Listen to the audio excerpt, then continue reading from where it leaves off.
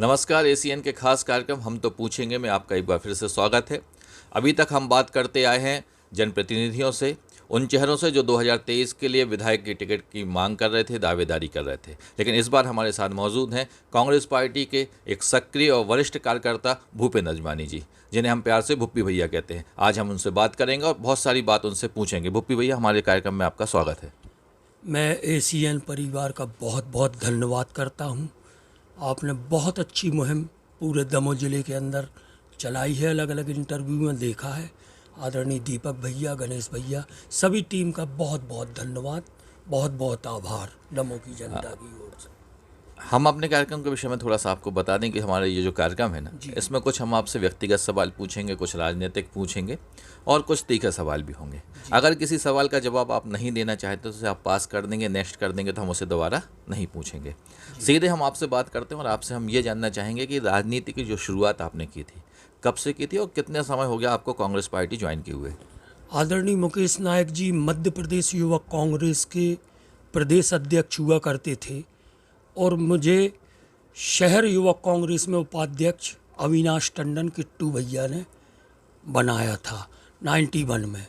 91 में मैं युवक कांग्रेस का उपाध्यक्ष बना और देखिए जो संगठन की प्रथम पीढ़ी होती है NSUI, उसका प्रदेश सचिव मैं 2000 में बना।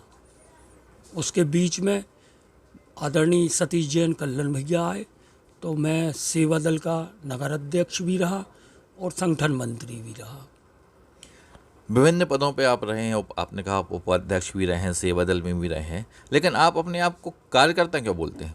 कार्यकर्ता इसलिए बोलते हैं कि वर्तमान में हमारा जो राष्ट्रीय अध्यक्ष हैं या प्रदेश अध्यक्ष हैं वो भी एक कार्यकर्ता है। कार्यकर्ता नहीं होगा तो किसी भी संगठन की कोई वैल्यू नहीं होगी। कार्यकर्ता के बिना संगठन अधूरा है, विधायक अधूरा है, सांसद अधूरा है और मंत्री अधूरा है। कार्यकर्ता ही सबको मंत्री बनाता है, विधायक बनाता है, प्रदेश अध्यक्ष बनाता है। जिस आदमी के साथ कार्यकर्ता नहीं है तो वो नेता हो ही नहीं सकता। पर लोगों का ये कहना है कि जो कांग्रेस पार्टी है ये कार्यकर्ताओं की पार्टी नहीं है, नेताओं की पार्टी है। यहाँ पर बड़े बड़े नेता हैं, उन्हीं की पार्टी में चलती है और वही संगठन चलाते हैं। कार्यकर्ताओं को बहुत ज़्यादा तवज्जो नहीं दी जाती। आपका क्या अनुभव है? ऐसा नहीं है।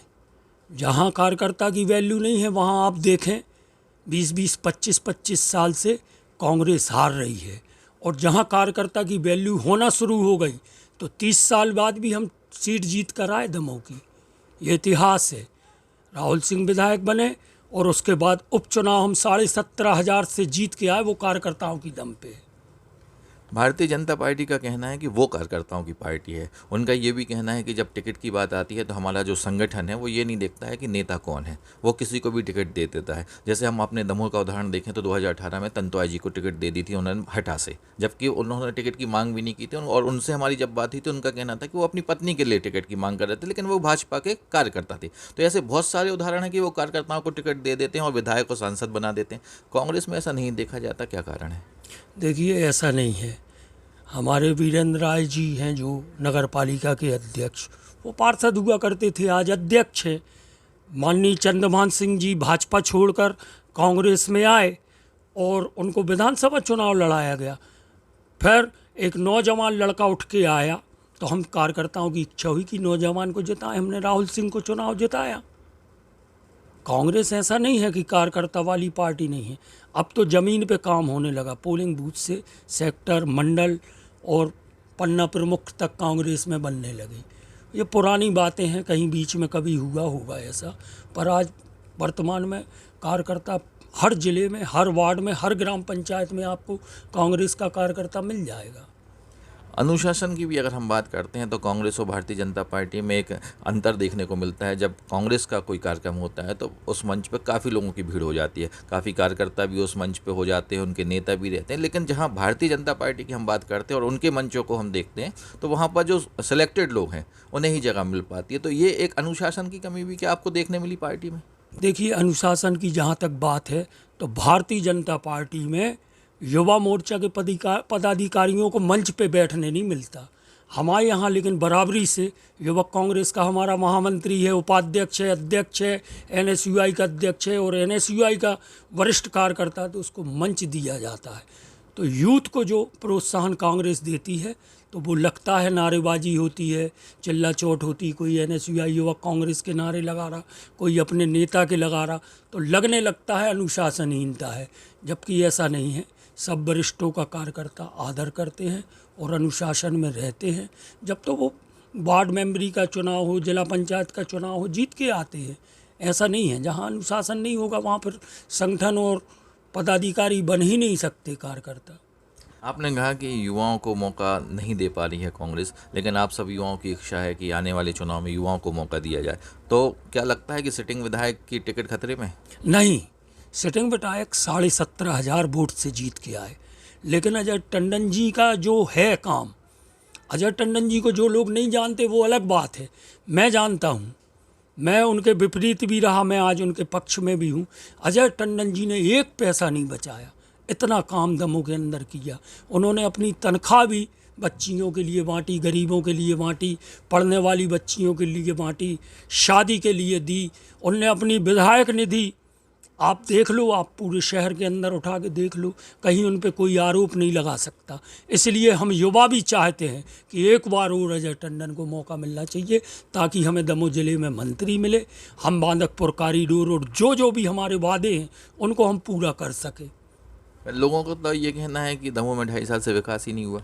ऐसा नहीं है, एक विधायक को विधायक निधि मिलती है और स्वेच्छानुदान मिलता है, तो स्वेच्छानुदान बट जाता है, और विधायक जी की जो तनख्वाह है 1.25 लाख वो भी वो बांट देते हैं।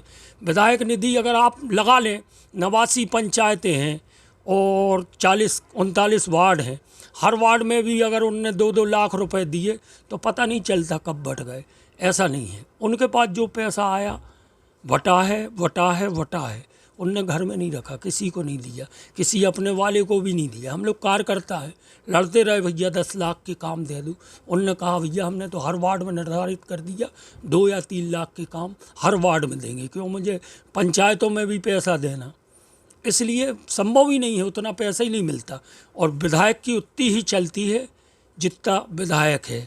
अगर सरकार हो तो बात अलग है, अलग से फंड आ जाए, बहुत सारी चीज़ें होती, मुख्यमंत्री से आग्रह कर लेते, करोड़ों रुपया आ सकता।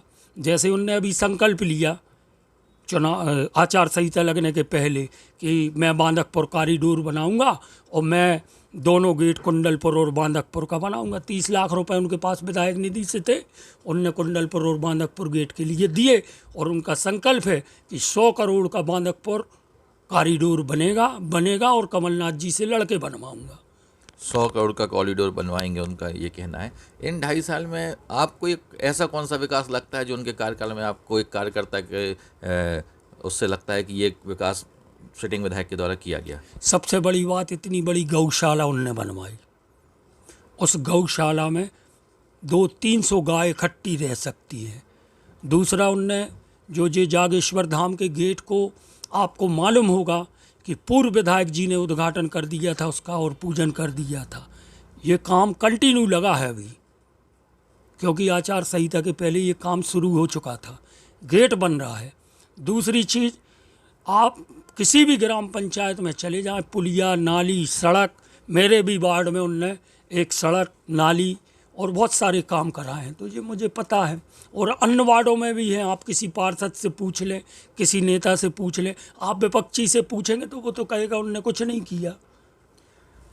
ये तो थी दमोह की बात। हम दमोह जिले की भी बात करेंगे, क्योंकि आप कांग्रेस के वरिष्ठ कार्यकर्ता हैं और काफ़ी लंबा समय हो गया है कांग्रेस पार्टी में आपको। अभी तक पूरे मध्य प्रदेश में, पहले हम जिले की बात करें उसके पहले मध्य प्रदेश की बात करते हैं, एक भी टिकट कांग्रेस के द्वारा घोषित नहीं की गई। आचार संहिता लग गई है, डेट फिक्स हो गई है, कब है चुनाव, कब वोट होना है, ये सब डिसाइड हो गया है। तो ये लेट होने का क्या कारण है? हमारी पूरी तैयारी थी, 3-3, 4-4 सर्वे हुए हैं, कमलनाथ जी ने कराए, दिग्विजय सिंह ने कराए, हमारी राष्ट्रीय कांग्रेस ने कराए। सर्वे के बाद सीटों का लगभग 125 से 150 सीटें हमारी कंप्लीट रखी हैं, बनी। चूँकि ये पितृपक्ष लग गए और पितृपक्ष में कोई भी शुभ कार्य नहीं होता, हमारे प्रदेश अध्यक्ष जी का ये कहना है कि पितृपक्ष में हम टिकट घोषित नहीं करेंगे। जैसे ही नवरात्रि लगेगी, आपकी कम से कम 150 सीटें फर्स्ट परमा या दूज को हो जाएंगी। भारतीय जनता पार्टी ने काफ़ी लंबे समय पहले टिकट घोषित कर दी थी, लोगों का ये कहना है कि कांग्रेस हमेशा टिकट देने में देर करती है, इसका खामियाजा भुगतना पड़ता है और उनके प्रत्याशी हार जाते हैं। ऐसा नहीं है। हमारे प्रत्याशियों को ऊपर से पहले से हिंट है कि आपको टिकट मिलेगी, आप काम करें। और जो लोग काम नहीं कर रहे तो वो वीक होंगे। जो काम कर रहे हैं, कंटिन्यू लगातार गांव-गांव जा रहे हैं, घर घर जा रहे हैं, लोगों से मिल रहे हैं और बहुत सारी चीज़ें जो संगठन की प्रदेश अध्यक्ष के द्वारा निर्देशित हैं वो घर घर पहुंचा रहे हैं। ऐसा कुछ नहीं है, कोई दिक्कत नहीं है। हम जिले की बात आपसे करते हैं। एक लंबा समय कांग्रेस में आपको हो गया है और आप बार बार ये कहते हैं कि आप एक कांग्रेस कार्यकर्ता हैं। आपने दोनों शासन देख लिए, भारतीय जनता पार्टी का भी शासन देख लिया, आपने कांग्रेस का भी शासन देख लिया। दमोह से हमेशा मंत्री रहे, पार्टी भले कोई भी रही हो। आपको लगता है कि दमोह का उस स्तर का विकास हुआ है जिस स्तर का होना चाहिए? देखिए, मैं ये जानना चाहता हूँ कि जब यहाँ के नौजवानों ने मांग की थी यहाँ यूनिवर्सिटी बनना चाहिए, हमारे जनप्रतिनिधि को चाहिए था जो उस समय था यूनिवर्सिटी लाता यहाँ। फिर आई बात मेडिकल की। दमोह के विकास के लिए काम करना पड़ेगा जनप्रतिनिधि को। चाहे सरकार तो कांग्रेस की भी 10 साल रही, दो मंत्री भी कांग्रेस के रहे। हम एक स्तर की बात करें कि मध्य प्रदेश में जब बीजेपी की सरकार थी और कांग्रेस की सरकार थी, मंत्री दमोह से हमेशा रहे हैं। तो आपको क्या उस स्तर का विकास लगता है जिस स्तर पे हमारे यहाँ के मंत्री रहे हो, जितना पावरफुल उनको डिपार्टमेंट मिला है, चाहे वो कांग्रेस के हों या बीजेपी के हों? देखिए, मैं झूठ नहीं बोलूँगा।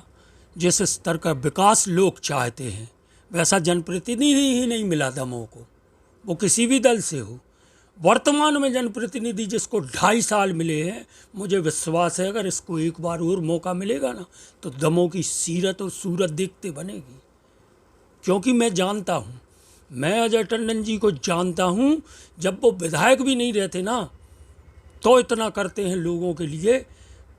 अगर उनको एक मौका मिल जाएगा, निश्चित रूप से हम सब, दमोह की पूरी जनता उनको मंत्री बना के लाएगी और दमोह में विकास देखते ही बनेगा। कारण है उसके पहले उनके परिवार के जो CN टंडन और प्रभुनारायण टंडन रहे हैं, उनने अपनी लोकसभा छोड़ दी थी विकास के लिए। ये फैक्ट्री उदाहरण है उसका। शंकर गिरी जी यहाँ से चुनाव लड़े थे, बीवी गिरी जी के पुत्र, तो उनने ये फैक्ट्री हमें दी थी। आप सोचिए, एक सांसद अपनी पोस्ट छोड़ के खुद टिकट ना लड़े और दूसरे को लड़ा दे सिर्फ दमोह के विकास के लिए। आज भी हज़ारों लोग फैक्ट्री में काम करते हैं भाई साहब। ये टंडन परिवार की देन है। मुझे विश्वास है, जितना मैं जानता हूँ अजय टंडन को, अगर उस आदमी को एक मौका और मिलेगा, और हम सबको मिलकर देना भी चाहिए। आपने टंडन परिवार की बात की, आपने कहा उन्हें एक मौका मिलना चाहिए, दमोह की सीरत और सूरत दोनों बदल जाएगी।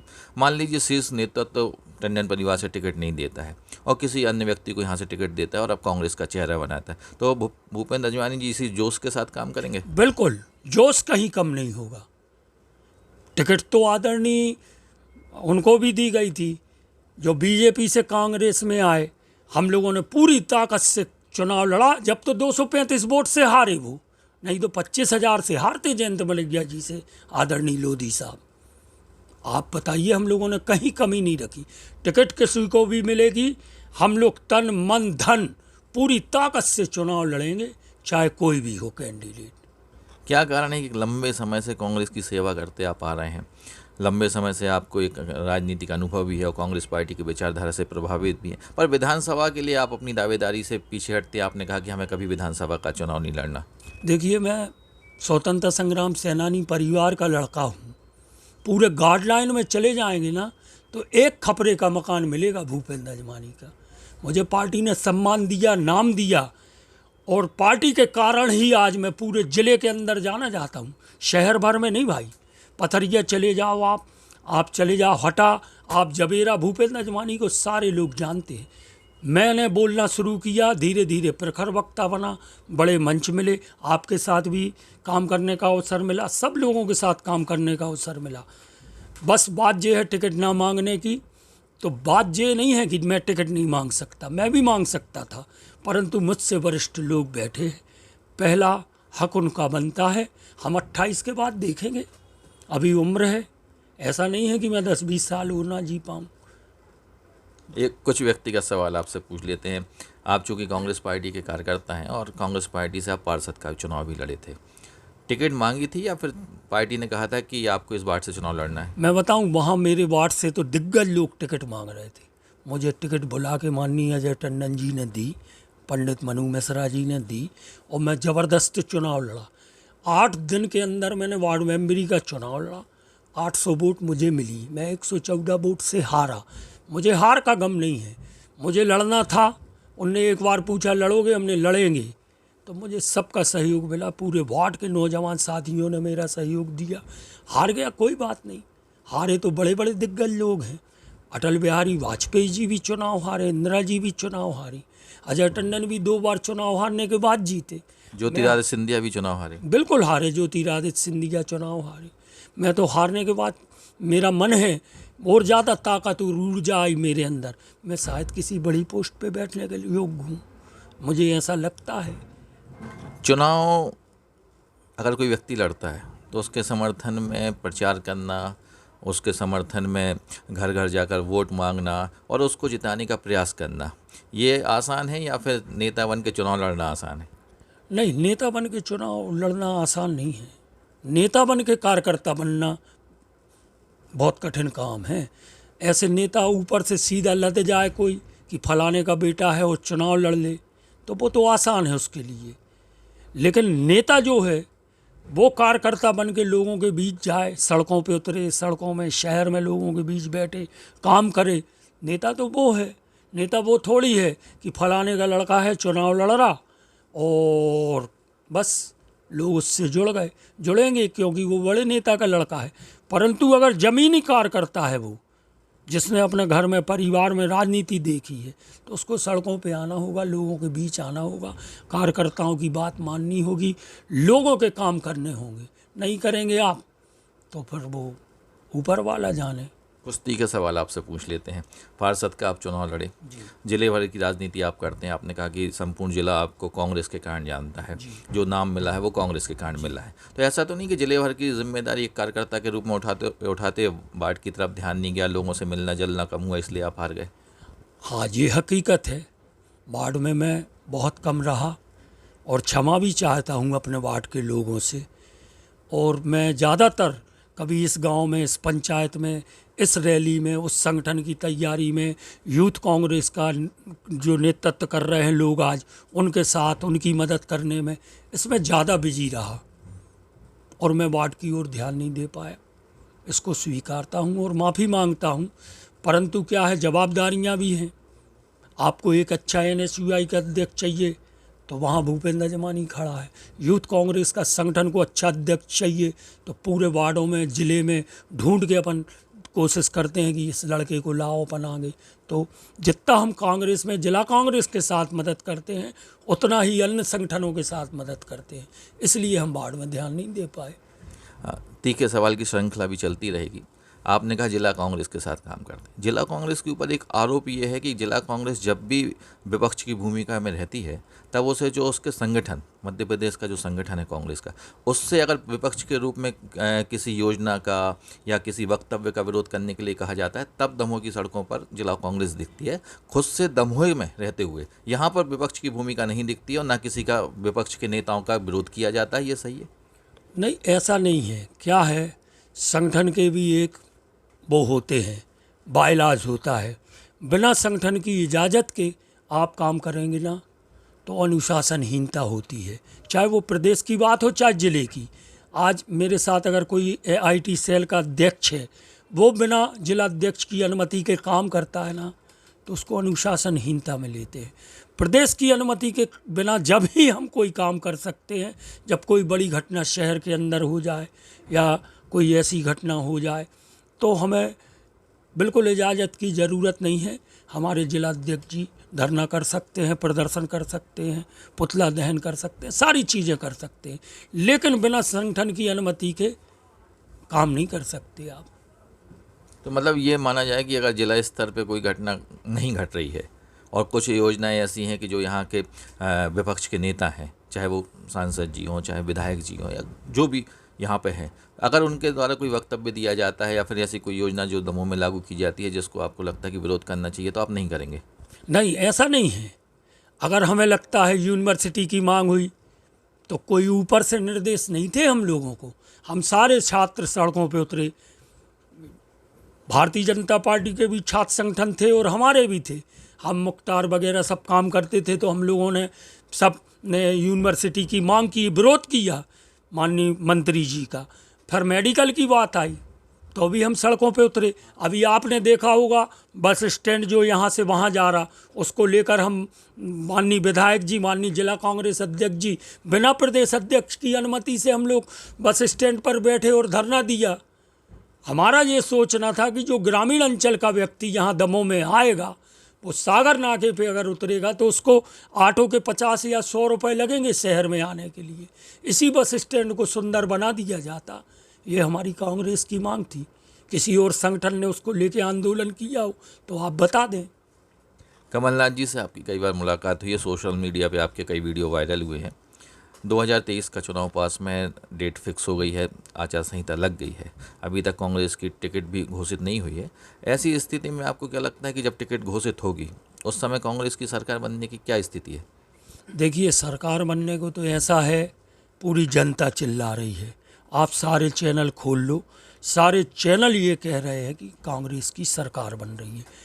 कारण ये है, आपने 2-3 महीने पहले बहुत सारी योजनाएं लागू की माननीय शिवराज जी ने, परंतु लोग समझ गए हैं इस बात को, क्योंकि एक जुमला अटल बिहारी उनने मोदी जी ने दिया था 15 लाख का, और गृह मंत्री ने कह दिया था ये तो जुमला है। अब कल क्या भरोसा आप कह दें कि लाडली बहना एक जुमला थी, हमें 3 महीने देना था, दे दिया, अब हम नहीं देंगे। लेकिन कमलनाथ जी के हैं वचन। आप बताएं, पूरे मध्य प्रदेश में 1000 गौशाला कमलनाथ जी ने बनाई, और 53 जिले थे उस समय, 55 हो गए। आप लगा लीजिए हिसाब, एक जिले में कितनी गौशाला पड़ी। 1000 गौशालाएँ कमलनाथ जी ने जो कहा वो किया। ऐसा नहीं है कि अपन अब धार्मिक बात कर रहे, ऐसा है कमलनाथ जी ने किसानों का कर्ज माफ़ किया, किसानों को बिजली माफ़ की, 100 रुपये में 100 यूनिट बिजली दी, 200 यूनिट अभी हाफ कहा है तो देंगे हम। किसानों का जितना बकाया कर्ज है वो माफ़ करेंगे, ये कमलनाथ जी ने कहा अपने वादे में। अब तो 11 वचन हैं उनके। एक बार फिर हम दमोह की राजनीति पर लौटते हैं। आपने कहा कि कमलनाथ जी ने जो कहा तो वो किया, कांग्रेस कार्यकर्ता है, निश्चित रूप से आप अपनी पार्टी की बात रखेंगे।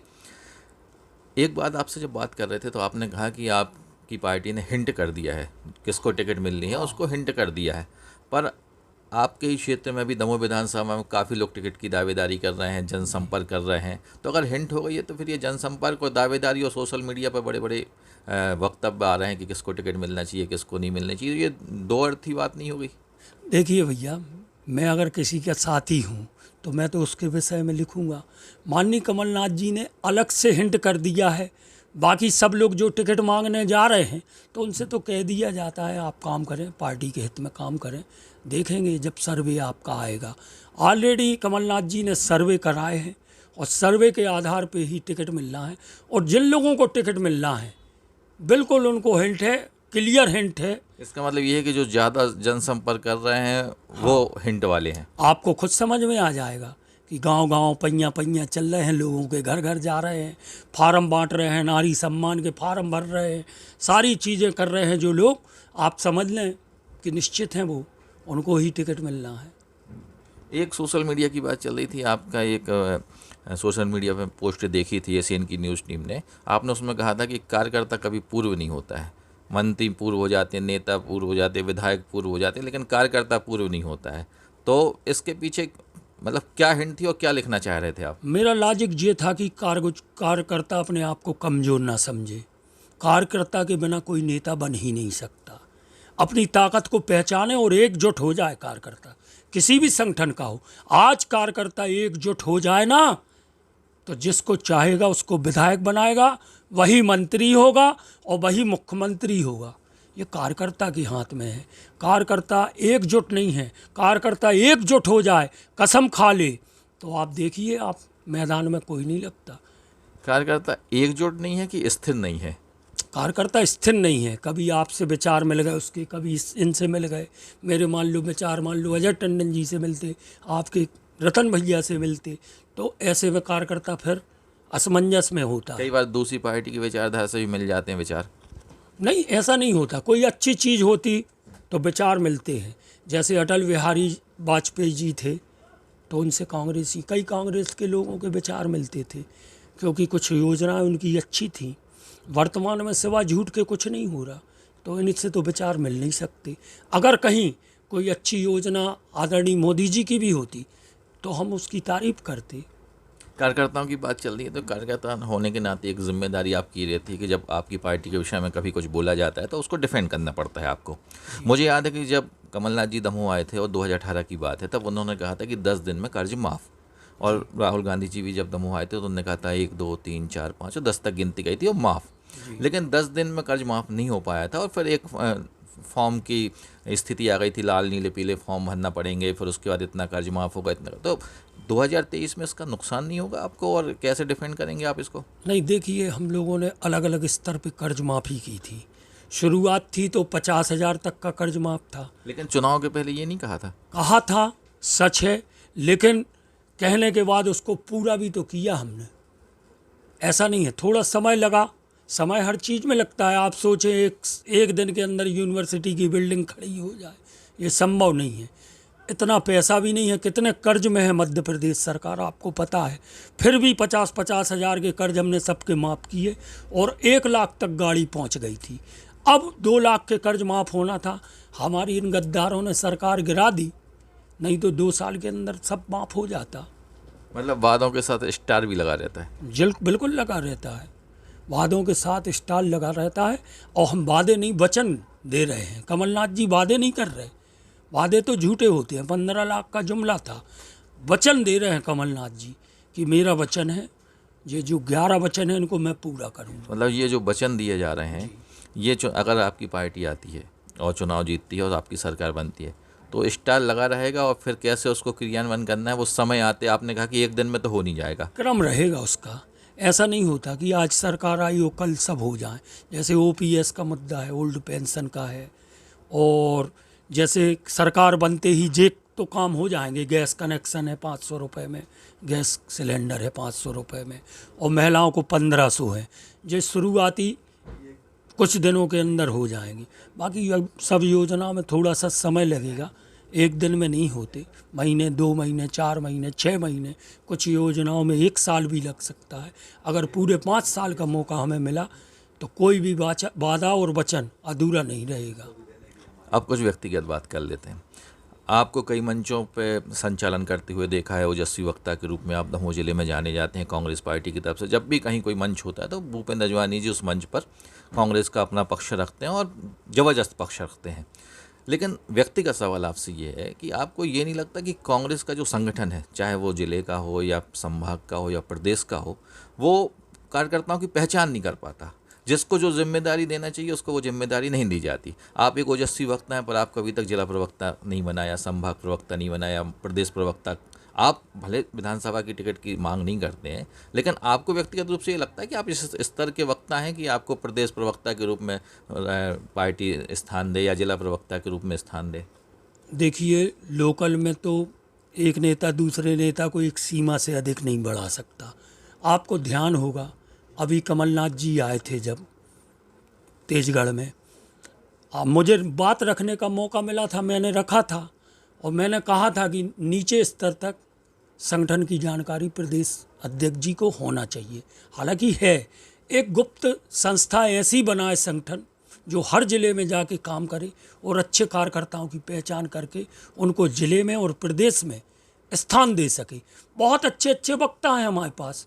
आदिवासी नौजवान भी है, लड़कियां भी हैं आदिवासी, महिलाएं भी हैं अच्छी बोलने वाली। जहाँ तक मेरे बोलने का सवाल है, तो मेरी बात अगर किसी ने नहीं रखी तो मैंने तेजगढ़ में माननीय कमलनाथ जी के सामने बात रखी थी कि मुझे प्रदेश में अगर कहीं आप स्थान देते हैं छोटे से वक्ता के रूप में, उपवक्ता के रूप में, तो मैं वो करके दिखा दूंगा कि आप खुद कहेंगे कि नहीं, इस लड़के को। आप इस बात को मानते हैं कि संगठन यहाँ पर चूक कर जाती है कि जिसका जो कैपेसिटी है, जैसे आप अच्छा बोल सकते हैं तो आपको उस पद पे नहीं रखा जाता है, जो लोगों को एकत्रित कर सकता है उसको उस पद पे नहीं रखा जाता है। तो ये संगठन, कांग्रेस सरकार की चूक, संगठन की चूक तो है।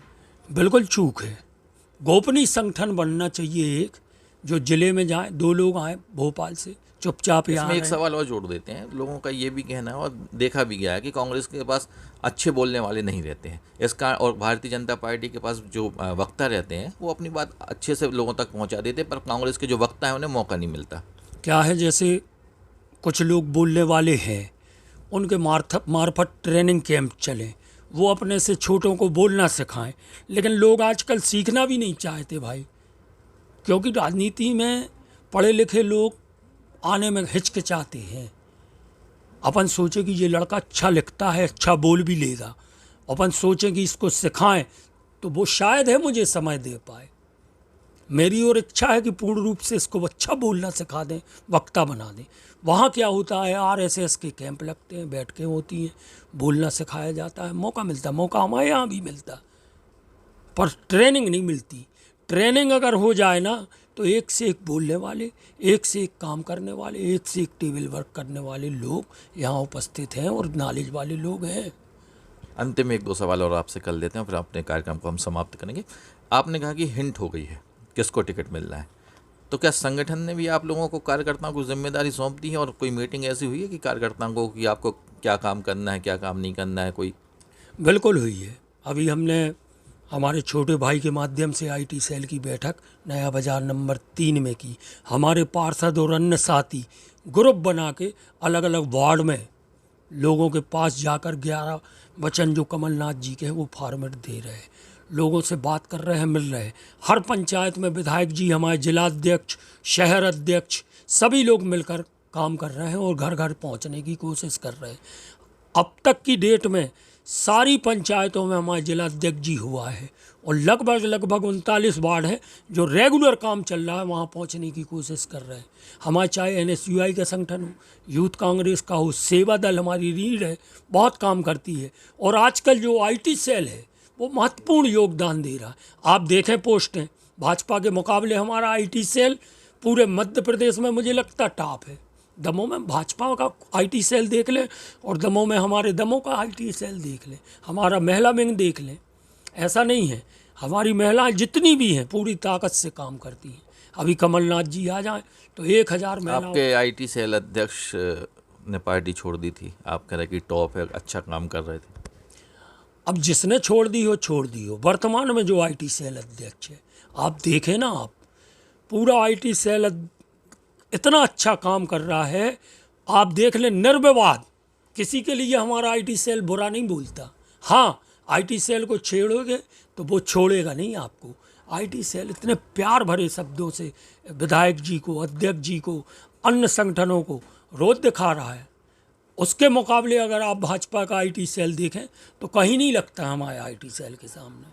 एक अंतिम सवाल आपसे पूछ लें, चूँकि आप वरिष्ठ कांग्रेसी कार्यकर्ता हैं और ये कांग्रेसी कार्यकर्ता के नाते आपसे नहीं पूछ रहे हैं, राजनीति में आप लंबे समय से आप रहे, इसलिए एक सवाल ये बनता है आपसे कि आपको लगता नहीं कि जो वर्तमान राजनीति है उसमें स्वच्छता की कमी आ गई है? लोगों के जो हाव भाव हैं, जो विचार हैं, जो सोशल मीडिया है, आपने कहा कि अच्छा लिखते हैं, लेकिन देखा गया कि अच्छा नहीं लिखते, एक दूसरे के खिलाफ अभद्र टिप्पणियाँ की जाती हैं, अभद्र शब्दों का उपयोग किया जाता है। तो ये राजनीति में स्वच्छता खत्म हो रही है, इस बात को आप मानते हैं? बिल्कुल मानता हूँ मैं। जो लोग ऐसा कर रहे हैं उनके साथ हम नहीं हैं। जो गलत लिखते हैं, गलत बोलते हैं, उपशब्दों का प्रयोग करते हैं, इसीलिए तो मैंने कहा कि पढ़े लिखे लोग राजनीति में आना चाहिए, अच्छे परिवार के लोग राजनीति में आना चाहिए, अच्छे परिवार की महिलाएं भी निकलकर समाज सेवा के लिए राजनीति में आए। उनसे निवेदन है, गंदे लोगों को तो अपन धीरे धीरे दूर करो ना। अपराधी हैं, गुंडे हैं, मवाली हैं, उनको हम चुनाव जिता देते हैं। ये तो हमारे साथ दुर्भाग्य है। अच्छे पढ़े लिखे लोग, एक प्रतिस्पर्धा है, खेल है राजनीति, स्वच्छ प्रतिस्पर्धा हो। आप मेरे प्रति उपशब्द बोलेंगे मैं तो सुन लूँगा, लेकिन विवाद का कारण वही बनता है, विवाद का कारण वही बनता है और प्रशासन को भी दिक्कत उसी चीज़ की होती है। सवाल अंतिम था, लेकिन एक बात और जहन में आ गई है।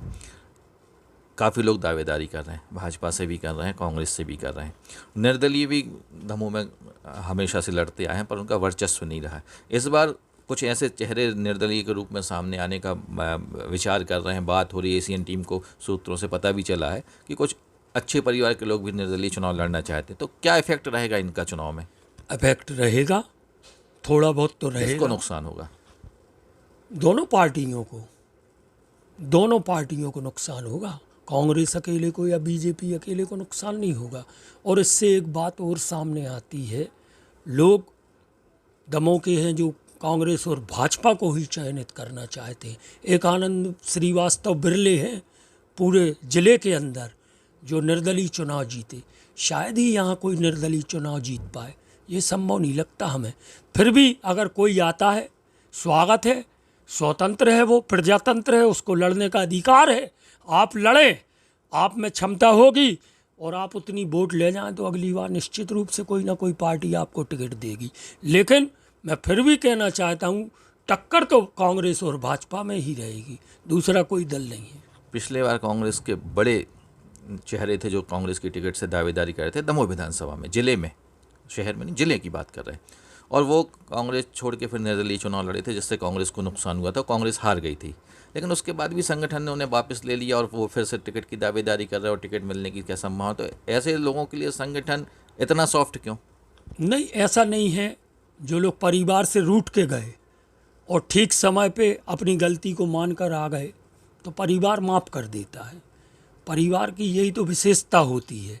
परंतु जो लोग गद्दारी करके गए, जो लोग बिक के गए, तो मेरा निवेदन है कमलनाथ जी से और शीर्ष नेतृत्व से, ऐसे लोगों को पार्टी में जगह ना दें। हाँ, किसी कारण से गुस्से बस कोई कार्यकर्ता चला जाए नाराज होके, वो फिर वापस आ जाए, स्वागत है। पिता का फर्ज होता है कि पुत्र को घर में ही रहने दे। हम कार्यक्रम को समाप्त करते हैं। एक लास्ट वचन की आप बात कर रहे थे, भूपेंद्र अजवानी कब तक रहेंगे कांग्रेस में? वचन? अरे जब तक इस शरीर में खून है, शरीर का एक एक कतरा कांग्रेस के लिए। मैं स्वतंत्रता संग्राम सेनानी का पुत्र हूँ, कतरा कतरा हो जाऊंगा पर कांग्रेस नहीं छोड़ूंगा। ये थे भूपेंद्र अजवानी जी, जिनको आपने सुना, जिनके विचार सुने, और एक कार्यकर्ता के रूप में इन्होंने यह स्थापित किया कि आप प्रश्न कुछ भी पूछें, हम पार्टी के साथ रहेंगे, पार्टी की गाइडलाइन में रहेंगे, पार्टी के बचाव में रहेंगे। और एक सच्चे कार्यकर्ता को किस प्रकार से पार्टी के प्रति समर्पित होना चाहिए, भूपेंद्र अजवानी जी की बातों से समझ आता है। अगली बार फिर हम कोशिश करेंगे किसी नई पार्टी के कार्यकर्ता से मिले। तब तक के लिए इजाज़त चाहते हैं। धन्यवाद, आपने हमें अपना समय दिया।